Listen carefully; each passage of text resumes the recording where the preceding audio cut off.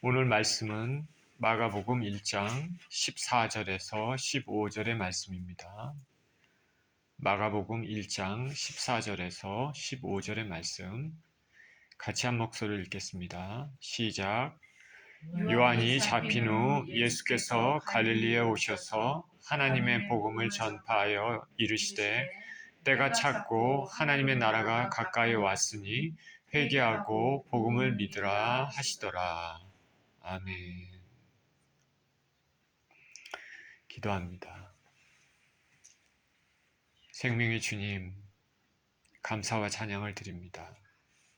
우리를 사랑하시되 넘치게 사랑하시고 말할 수 없는 은혜로 사랑하시는 주님께 감사와 찬양을 드립니다. 말씀을 대하는 시간입니다. 말씀 가운데 살아계신 주님을 만나는 시간 되게 하여 주옵소서. 예수 그리스도 이름으로 기도합니다. 아멘.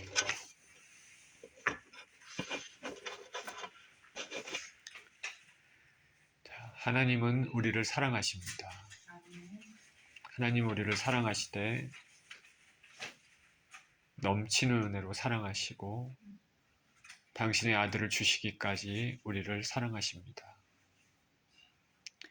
그러니 이 땅을 살아갈 때 지금 내가 비록 힘들고 어려운 일이 있어도 우리를 사랑하시는 하나님을 생각하며 그 도우심을 간구하며 지금 나를 지키시고 나를 감찰하시는 주님을 바라보고 의지하며 살아갈 수 있는 것입니다.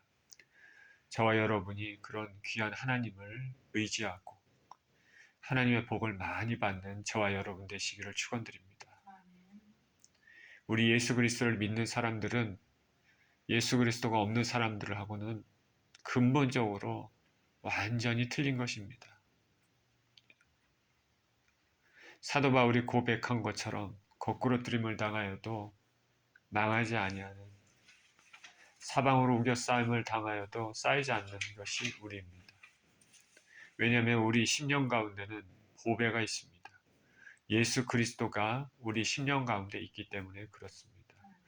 예수님을 가지고 있는 것은 참으로 보배인 것을 믿으시길 바랍니다. 자, 일주일 후면은 성탄절이고 지금 우리는 대강절을 맞이하고 있습니다. 예수님의 오심에 대하여 우리가 생각하고 또 준비하는 일주일이 되기를 바랍니다. 한 주간 우리 대강절을 맞이해서 대강절에 대해서 생각해 보면서 마리아를 생각해 봤습니다. 마리아는 처녀인 자신에게 찾아온 가브리엘 천사를 통하여서 성령으로 아기가 잉태될 거라는 것을 소식을 듣고 그것을 받아들였습니다. 마리아는 흠이 없고 깨끗한 소녀였습니다. 우리가 대강절을 맞이해서 저나 여러분이나 이렇게 마리아처럼 흠이 없고 정결하고 경건한 그런 삶의 자세가 있어야 될 줄 믿습니다.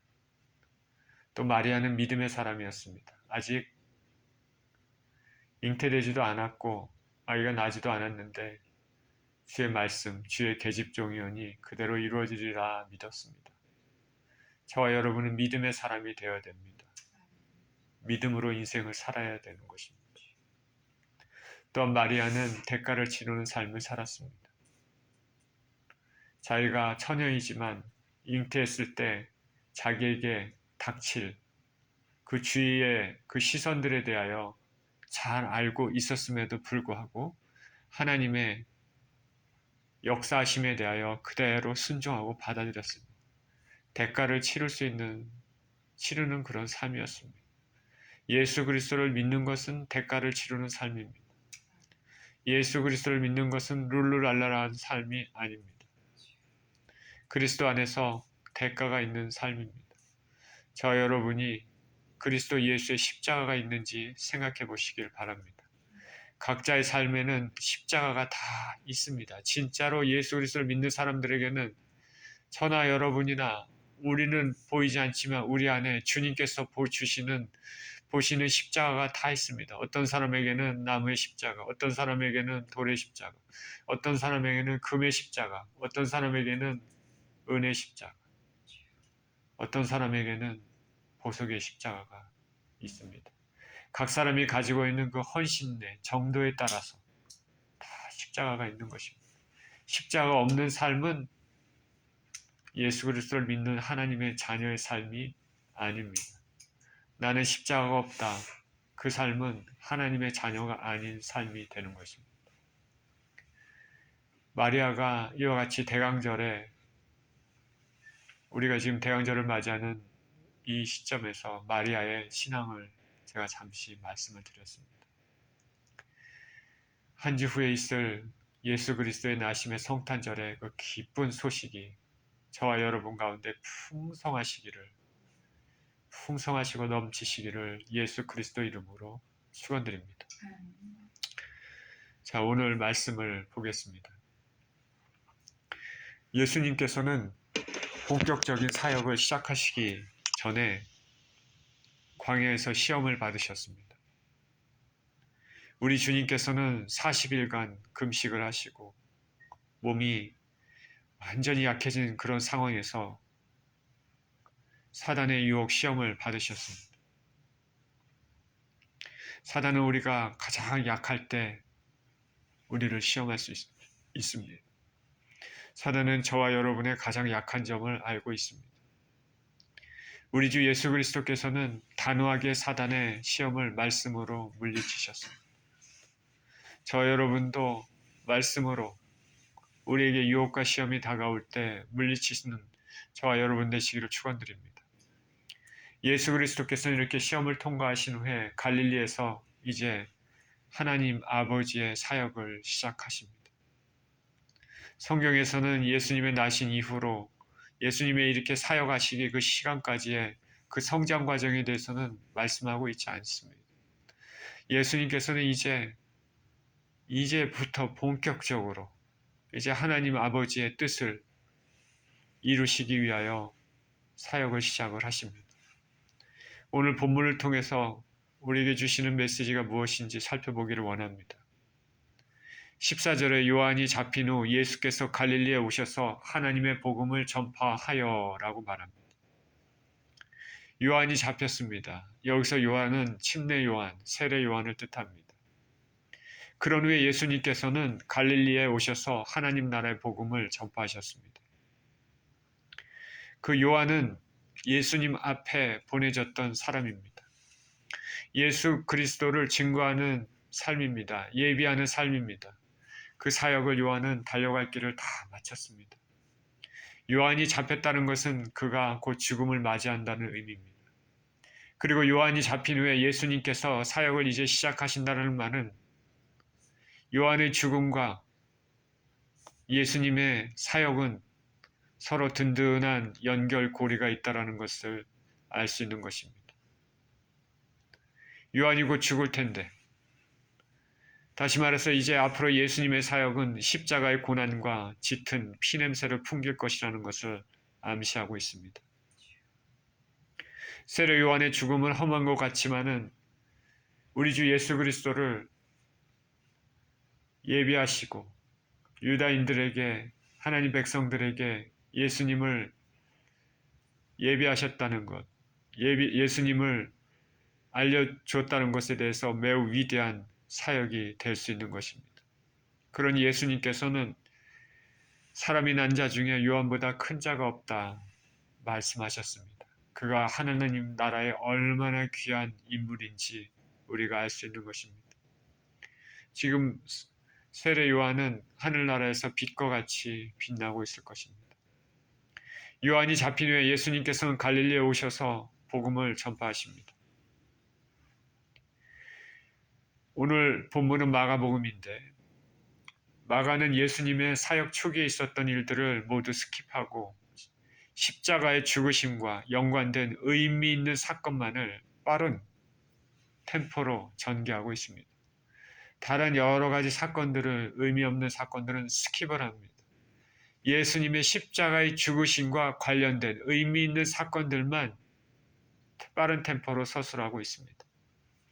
저와 여러분을 보시는 하나님도 마찬가지입니다. 저와 여러분이 태어나서 지금까지 살아있을 때 이 모든 기록이 우리 생명책에 기록이 되어 있을, 우리 행위책에 기록이 되어 있을 텐데 하나님하고 관계없는 모든 일들은 다 검은 종이로 보이지 않을 것입니다. 그러나 순간순간 하나님과 관련된 일만, 우리 주 예수 그리스도와 연관된 일만이 거기에 뚜렷하게 글자로 적혀 있을 것입니다. 예수님과 관계없는 일들은 아무 소용이 없습니다. 어떤 사람이 이 땅에서 성실히 살고 정말 피땀 흘려서 돈을 벌고 가족을 키우고 뭐 사회에 무슨 봉사를 하고 유명을 떨치고 그래도 그게 예수 그리스도와 관련이 하나도 없다면 그 삶은 검은 종이와 같은 삶이 되는 것입니다. 그것이 나와 무슨 상관이 있느냐?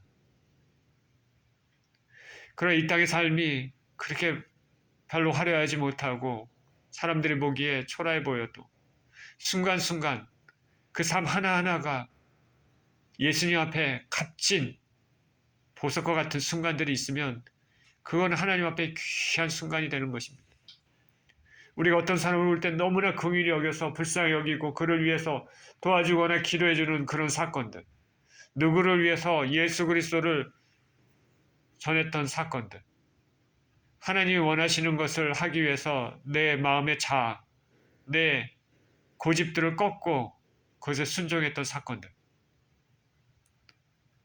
하나님께 진정으로 헌신했던 사건들, 하나님 앞에 무릎 꿇고 한없이 울었던 그 사건들, 그런 것들만 기억이 된다는 것입니다. 저와 여러분의 각자의 눈물병에 얼마나 예수 그리스도를 통하여서 흘렀던 눈물들이 있는지 그날에 다 계수가 될 것입니다. 마가복음의 핵심은 종으로서 오신 예수님의 십자가의 죽으심입니다. 그동안 유대 종교 지도자의 관심은 세례 요한에 있었습니다. 그런데 세례 요한이 이제 잡히니까 이들의 관심은 자연스럽게 예수님에게 향합니다. 예수님은 이들에게 불필요한 이제 충돌을 하지 않기 위해서 무대를 유대가 아니라 갈릴리로 옮기십니다. 그래서 복음을 전파하기 시작합니다. 갈릴리 지방에도 예수 그리스도를 믿고 말씀을 듣고 구원받아야 될 많은 양들이 당신의 백성들이 있기 때문이었습니다. 예수님께서 갈릴리에 오셔서 하신 일은 복음을 전파하신 일입니다. 예수님이 하신 일은 다른 일이 아닙니다. 복음 전파 일입니다. 굿뉴스, 하나님의 좋은 소식, 복된 소식을 전파하는 것입니다. 오늘날 교회에서도 선포되어야 될 주제가 복음입니다. 복음은 좋은 소식입니다. 이 땅에 구원을 얻을 수 있는, 생명을 얻을 수 있는 길을 알려주는 것입니다. 교회에서는 세상의 철학이나 문화나 교양이나 세상 지식과 지혜를 선포하는 곳이 아닙니다. 그거를 듣고 싶다면 다른 곳에 가서 들어야 됩니다. 교회는 그런 것을 하는 곳이 아닙니다. 세상 이야기, 세상 즐거움을 얘기하는 것이 아닙니다. 교회는 복음을 선포하는 곳입니다.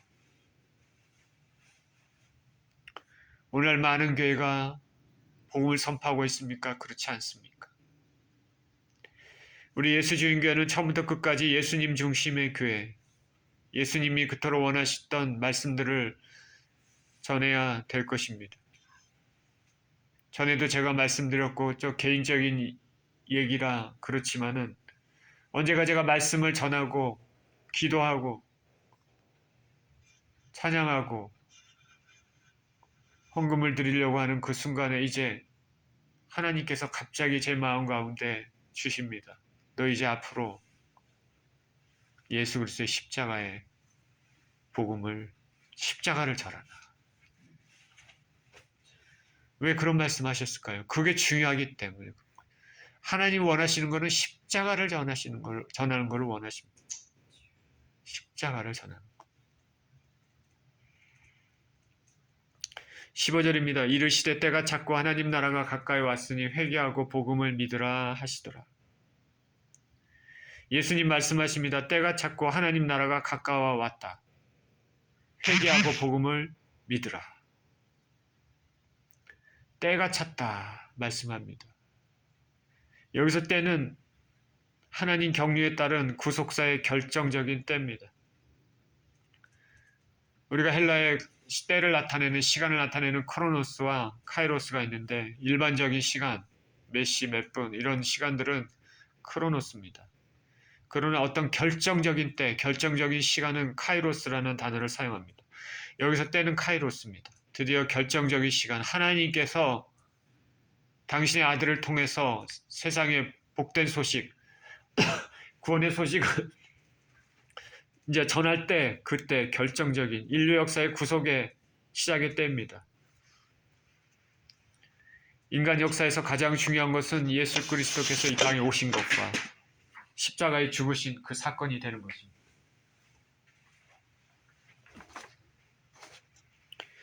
하나님의 나라가 가까웠다고 말씀하고 있습니다. 하나님의 통치하심이 이제 가까웠습니다. 사탄의 세력이 하나님 주권에 의해 이제 결정적으로 패배해야 할 때입니다. 성경의 가르침에 의하면은 하나님의 나라는 영어로 얘기하면 already, but not yet 개념으로 나타납니다. 영어를 써서 죄송합니다. already는 이미라는 말입니다.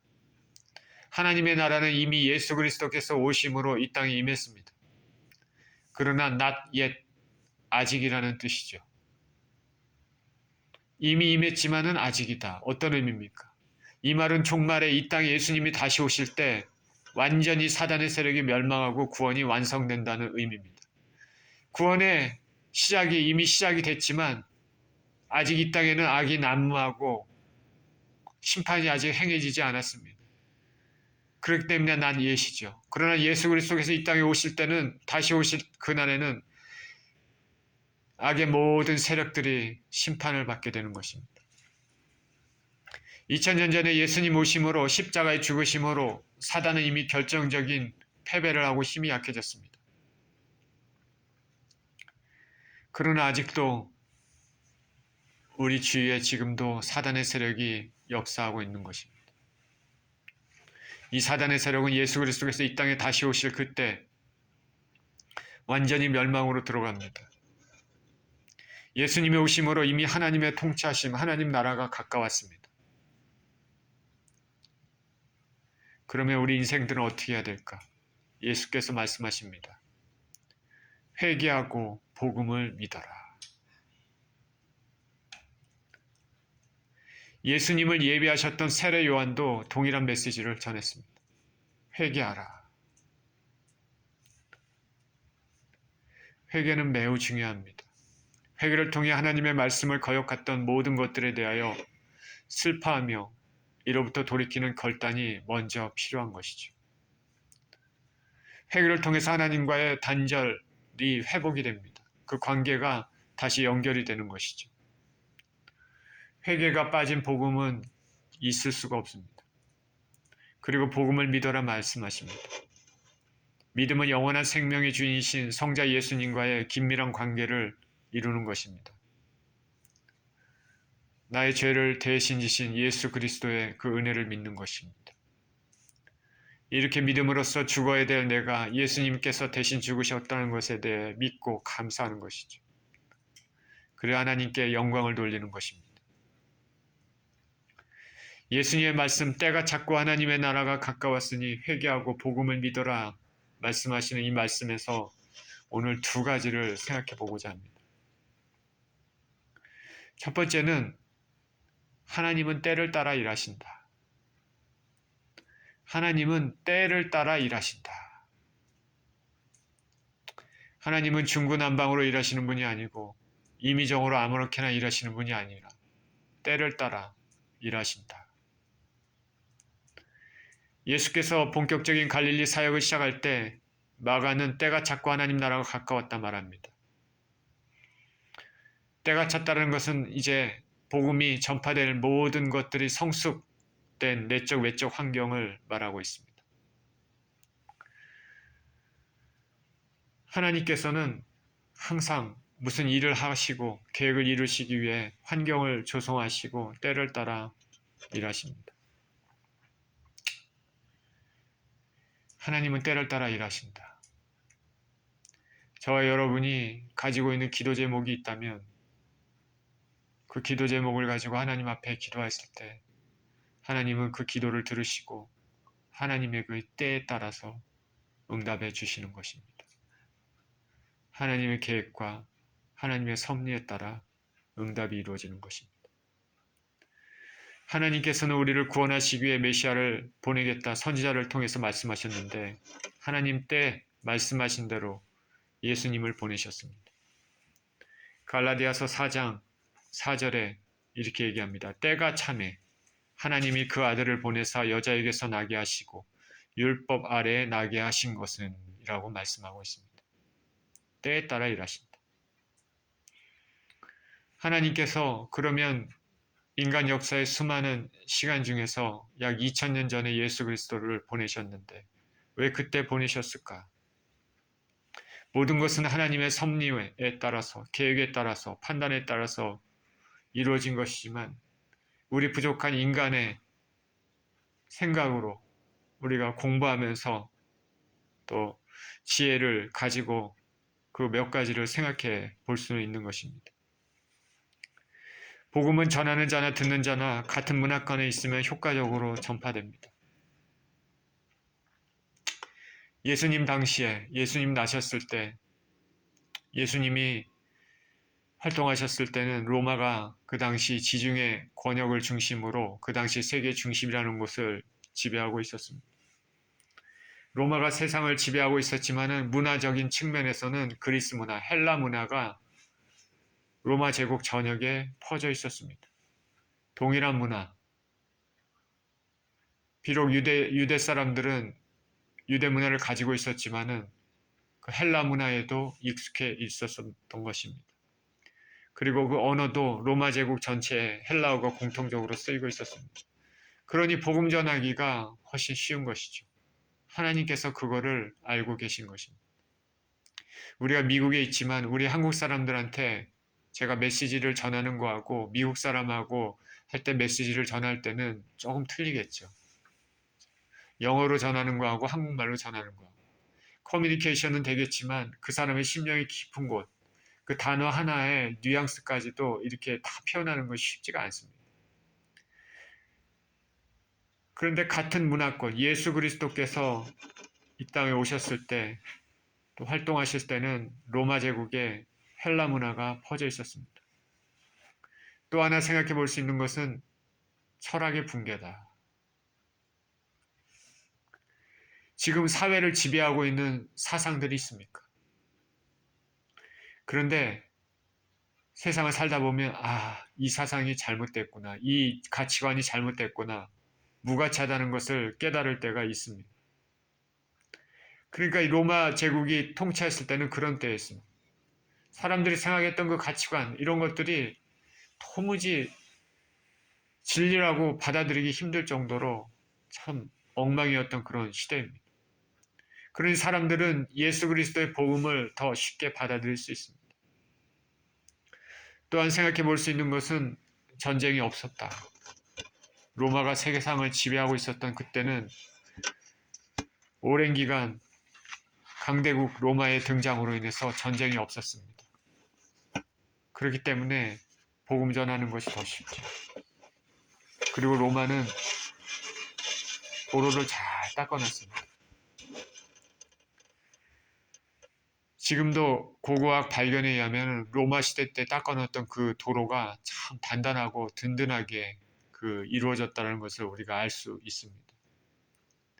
이 도로를 통해서 사도 바울과 같은 주의 종들이 복음을 더 쉽게 전할 수 있는 것입니다. 그리고 당시 로마 사회는 사회적으로 로마인의 30%, 50%가 30에서 50%가 노예입니다. 그렇기 때문에 복음이 더 잘 전파됩니다. 그리고 유대인들은 디아스포라 다 흩어져서 살아가고 있었기 때문에 로마 제국에 곳곳에 유대인들이 모인 곳에 회당이 있었습니다. 바울은 그 회당을 찾아가서 복음 전하고 전도를 할 수 있는 그런 좋은 환경에 있었던 것입니다. 복음을 전파하는데 좋은 환경이었습니다.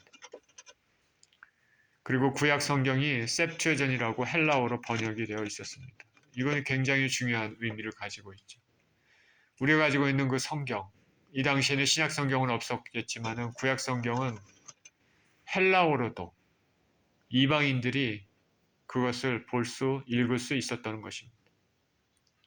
우리가 사도행전을 보면 이디오피아의 내시 간다게가 6월절에 예루살렘에 방문하고 돌아가면서 그 이사야서를 읽고 있었다라는 말이 나오지 않습니까? 빌립이. 그 셉투어전이겠죠. 그 헬라어로 번역된 구약 성경. 그리고 마지막으로 생각해 볼 수 있는 거는 말라기서, 하나님의 선지자 말라기를 마지막으로 약 400년간 하나님의 말씀이 예언이 중단이 되었습니다. 400년간 뚜렷한 선지자 없이 마치 하나님이 우리를 잃어버리셨나, 잊어버리셨나 그렇게 생각할 수 있습니다. 1년도 아니고 10년도 아니고 100년도 아니고 400년입니다. 이렇게 오랜 기간에 특별한 것이 없으면 하나님이 도대체 잊어버리지 않으셨나. 우리가 기도할 때도 우리 기도가 잘 응답이 안 되고 막 그럴 때 하나님이 과연 나를 잊어버리셨나. 그런 생각이 들 때도 사실 있지 않습니까? 그러나 잊어버리신 것이 아니죠. 다 듣고 계시고 다 알고 계십니다. 400년 동안 예언이 중단되었었는데 그래서 이스라엘 나라는 또 로마의 속국으로 어려운 시대를 살고 있었고 사회는 혼란스럽고 정치는 독재, 경제는 어려움, 신앙의 구심점은 없고 따라서 사람들에게는 소망이 없습니다. 그렇기 때문에 사람들에게는 이 메시아가 언제 오시나 메시아가 언제 오시나 바라보게 되었습니다. 이럴 때 하나님께서 독생자 예수 그리스도를 보내시게 된 것입니다. 지금 이 시대를 살면 세상에 악이 난무합니다. 세상에 심판이 좀 있었으면 좋겠다 생각하는 사람들이 참 많습니다. 여러분 뉴스를 자주 접하시는지 모르겠는데 세상 소식을 이렇게 보다 보면 정말로 악한 세대입니다. 심판이 있어야 되겠다. 우리 생각을 할 때가 참 많습니다. 하나님께서는 악이 이 세상에 충만할 때, 더 이상 볼 수 없을 때, 하나님께서는 스탑, 그만하라. 아들을 보내야 되겠다. 그렇게 하실 것입니다. 그러나 지금까지 참으신 것은 한 사람이라도 더 기회가 있을 때 예수님을 믿고 영생을 얻기를 간절히 원하십니다.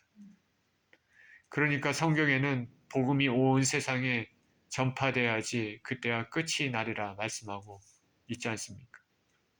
세상에 악이 관영하고 복음이 온 세계에 전파됐을 때 그때 하나님의 카이로스 시간이 예수께서 다시 오시는 카이로스 시간이 이루어지는 것입니다. 하나님은 때를 따라 일하신다. 때를 따라 일하신다. 하나님은 당신의 지혜와 섭리에 따라 시기가 성숙되었을 때 예수님을 보내셨습니다. 오늘 본문에서 예수님은 갈릴리에서 본격적으로 그때 복음 전파를 시작하셨다고 말하고 있습니다. 이 시기는 요한이 잡힌 후입니다. 전도서 3장 1절에 범사의 기한이 있고 천하만사가 다 때가 있나니 다 때가 있습니다. 다만 우리 인간의 부족한 지혜로 그것을 알지 못하기 때문에 그런 것인데 하나님은 다 때를 따라서 일하십니다. 그러니 저와 여러분 기도하시면서 하나님의 때를 아는 지혜를 달라고 간구해야 되겠습니다. 야고보 사도가 그렇게 얘기하지 않습니까? 너희 중에 지혜가 부족하거든 모든 것을 후해 주시고 꾸짖지 아니하시는 하나님께 구하라. 그리하면 주시리라. 혹 저와 여러분이 지금 고통과 괴로움 가운데 있어도 하나님의 뜻이 무엇인가 혹은 하나님의 때가 어디 언제인가 알고 싶으면 하나님 앞에 구해야 될 것입니다. 하나님이 주시는 지혜가 있어야 될 줄을 믿습니다. 때에 대해서 말씀드렸는데 때가 찼고 하나님 나라가 가까웠으니 회개하고 복음을 믿어라라는 말씀에서 두 번째로 말씀드리고 싶은 것은 우리가 하나님 나라를 어떻게 맞이할 것인가라는 것입니다. 15절에서 본문 15절에서 하나님 나라가 가까웠으니 회개하고 복음을 믿으라 하시더라 말합니다. 하나님 나라를 맞이하기 위해서는 회개하고 복음을 믿는 것입니다. 회개와 믿음은 하나님 나라를 맞이하는 가장 기본적인 자세입니다. 예수님을 예비한 세례 요한도 사람들에게 세례를 베푸면서 회개하라고 말했습니다. 회개하라. 회개는 먼저 우리 자신이 죄인임을 깨달아야 가능합니다. 죄인임을 깨달아야 회개가 가능합니다.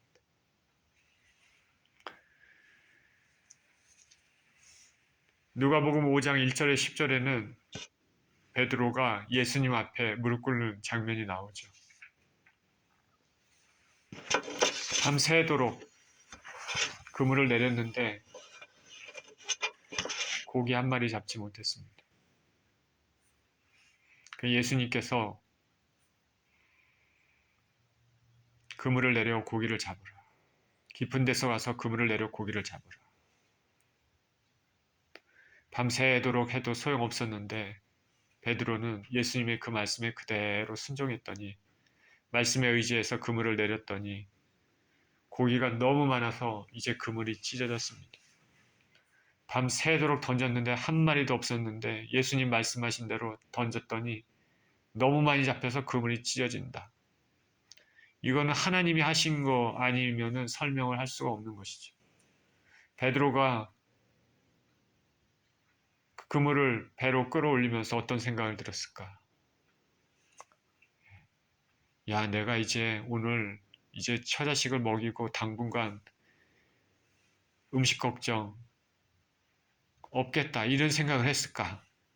아니면 나는 이제 어떻게 해야 되나? 이런 생각을 했을까? 베드로가 예수님의 무릎 앞에 엎드려 말합니다. 주여 나를 떠나소서 나는 죄인이로소이다. 베드로는 자기 지금 앞에 있는 그 예수님이 인간이 아니라 하나님이라는 것을 아셨습니다. 알았습니다. 그러면서 그를 통해서 자기 자신을 봅니다. 나를 떠나소서 나는 죄인이로소이다. 저는 만약 제가 혹은 여러분이 예수님을 우리가 대면해서 만나는 날이 이 땅에서 있게 될 때 혹은 이 땅을 떠나서 만나게 되면 만약 예수 그리스도께서 그 모든 것을 꿰뚫고 계시는 그 눈으로 우리를 살펴본다면 우리가 태어나서부터 지금까지 순식간에 있었던 모든 일들을 싹 지나갈 것입니다. 그러면서 무슨 느낌이 들겠습니까? 두려운 생각이 듭니다. 하나님 앞에 나의 실체가 적나라하게 드러나는 순간입니다. 뭐라 말할 필요도 없습니다. 아마 벌벌 떨게 될 겁니다.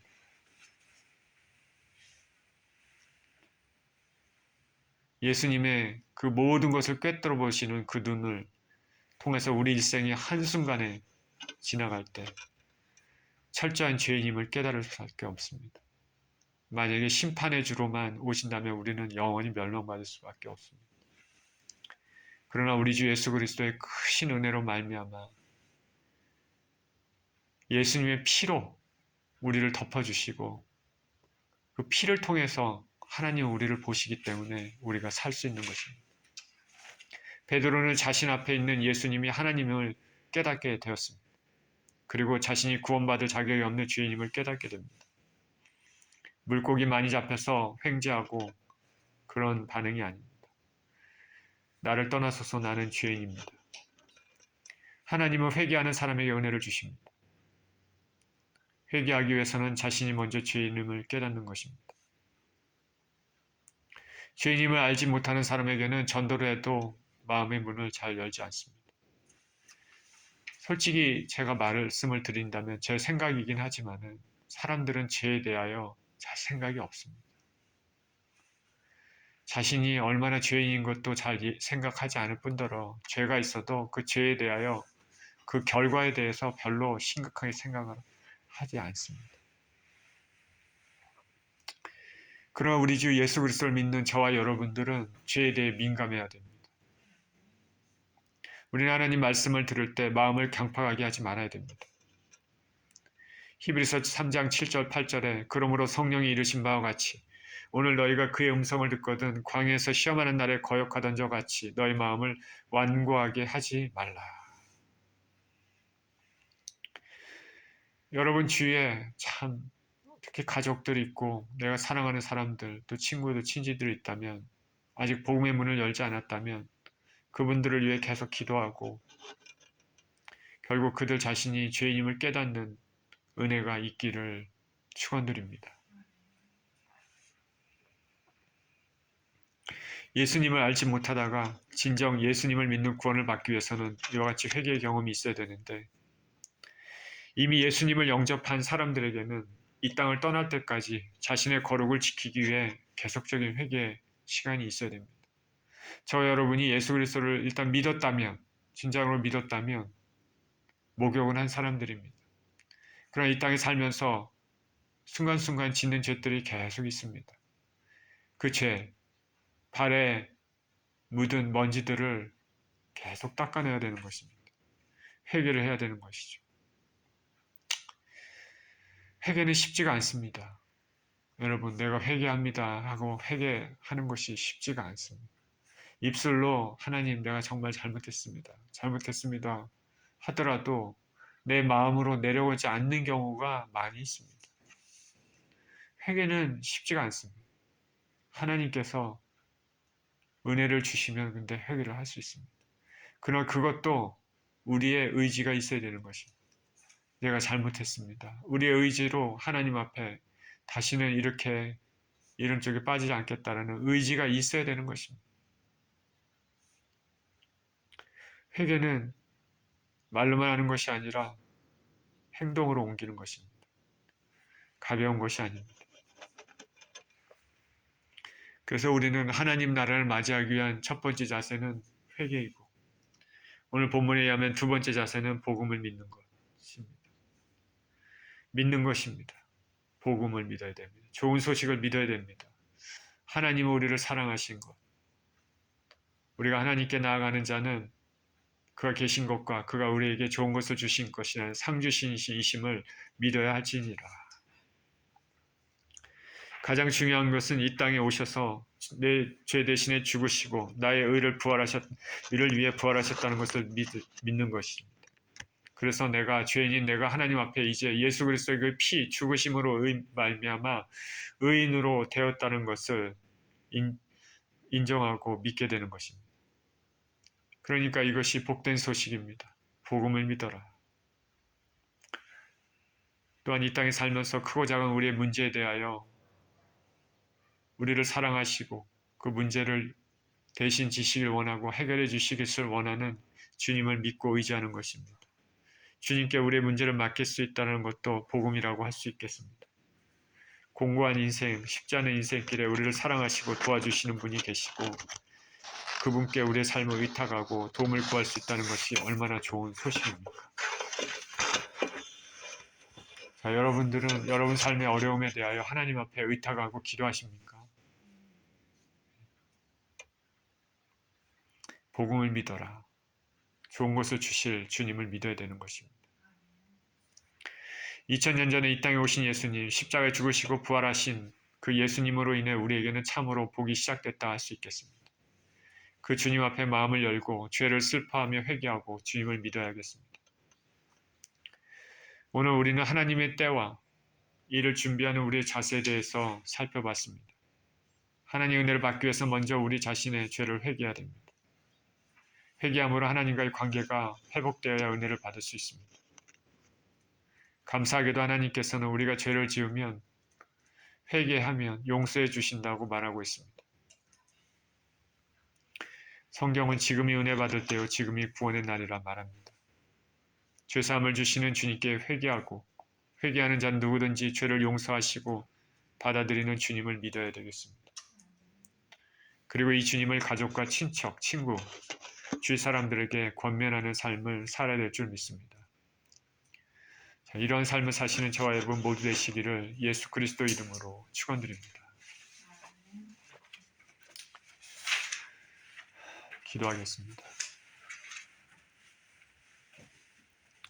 때를 따라 일하시는 주님, 때가 성숙되었을 때 당신의 아들을 보내시고 본격적으로 복음의 아버지 말씀을 전파하게 하셨습니다. 하나님은 때를 따라 일하시는 분입니다. 이제 예수 그리스도께서 이 땅에 오시고 하늘나라 아버지 하나님 백성으로 예수님을 맞아야 될 사람들에게 회개하고 복음을 믿는 사명이 주어졌습니다. 하나님 우리 아버지, 우리가 이 땅에 살면서 주님과의 단절된 죄의 모든 찌꺼기들을 회개함으로 아버지 씻어보내고 또 좋은 옷을 주실 주님을 의지하며 믿음으로 한 걸음 한 걸음 살아갈 수 있게 하여 주시옵소서. 주님께 감사드리며 우리 주 예수 그리스도 이름으로 기도합니다. 아멘.